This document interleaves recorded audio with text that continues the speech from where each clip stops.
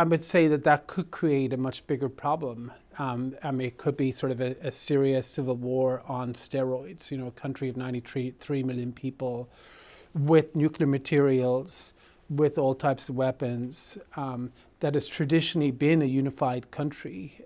But if you try to deliberately to break it, and you have geopolitical rivalries, the region getting pulled into it, that's something that could be a much bigger headache. Certainly a much bigger headache than trying to manage a regime that was already at its weakest point since 1979. I mean, I think this is a key point. It was not a regime that was stronger than it ever had been in the past and was sort of deeply sort of threatening. It was threatening, but it was actually weaker than it had been in the past. And military action was taken last year. And even if it wasn't a full obliteration, it still had a dramatic effect on its nuclear program. So and their proxies in the region, like Hezbollah, decapitated. Exactly. Syria, Assad gone. So we had time. And you have to sort of, in geopolitics, obviously, manage different risks with differing degree of urgencies depending on the severity of risk and the imminency.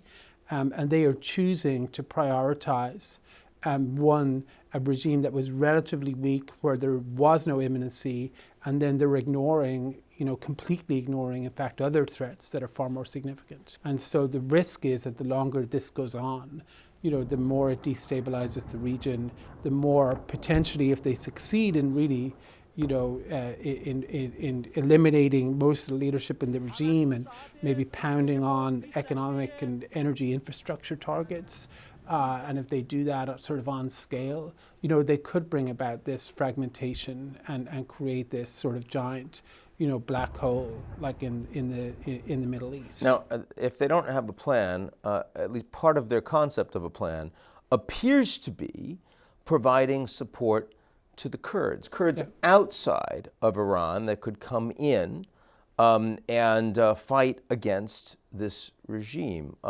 How credible do you think that is as a plan, and what do you think the pitfalls are?